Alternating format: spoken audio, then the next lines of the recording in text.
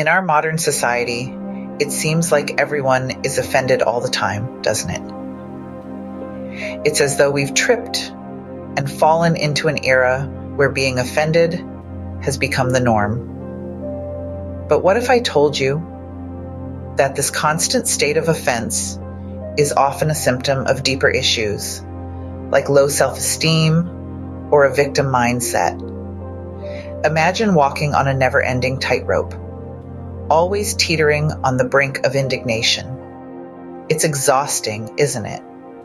And it creates a hostile environment where relationships are strained and communication is like navigating a minefield. This is not just an abstract concept. It's a reality for many people. It's a defensive mechanism, a shield against perceived threats, but it can also be a prison, preventing genuine connections and hindering personal growth. One such person who embodies this constant state of offense is a woman I know. Let's call her Jane. Jane is a classic example of someone who is always ready to take offense. She's like a coiled spring, always on edge, always ready to leap into a defensive stance. She's constantly arguing, always on the lookout for slights, real or imagined. Jane has developed this unfortunate habit of teaching those around her that questioning her is an act of aggression. Raise a question, and you might be met with a barrage of accusations, or worse, a sudden deafening silence as she ends the call abruptly. In her world, it's her way or the highway.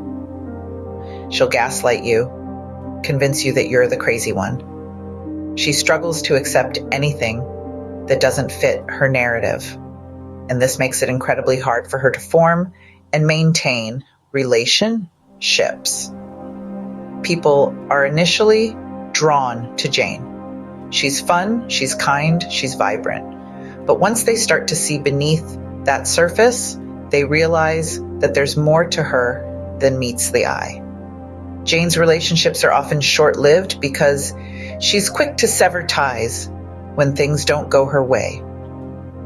She's not afraid to point out others' flaws, expecting them to accept her criticism without question. She's harsh, she's controlling, and she's convinced that she's always right. Even her children aren't immune to this, as she's always in conflict with one of them or several.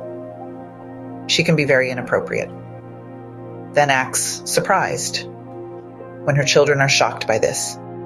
If they dare to question her, she turns rude and tries to shift the blame onto them.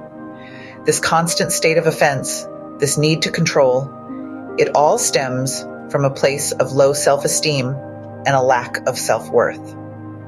Jane overcompensates. She reacts. She tries to fix others when she herself is a mess. Jane's life is a tumultuous one, filled with offense and conflict, but it doesn't have to be this way. Being constantly offended is a heavy burden to bear, but there is a way out. The road to change begins with seeking help and understanding that offense is often a choice, not an inevitability. This understanding can be transformative, and it's rooted in self-esteem and self-worth. When we value ourselves, we no longer feel the need to defend against every perceived slight. We understand that the world is not out to get us. This shift in thinking can be challenging, but it's a critical step on the path to change. It involves taking ownership of our lives and choices, and recognizing that we are not perfect, but that's okay. Patience with oneself is also key. Change doesn't happen overnight, and it's okay to stumble along the way. The key is to keep moving forward, to keep striving for that life where peace and joy replace constant offense. Life doesn't have to be a battlefield, By changing our behaviors and thought patterns, we can escape the trap of being constantly offended and start living a life filled with peace and joy.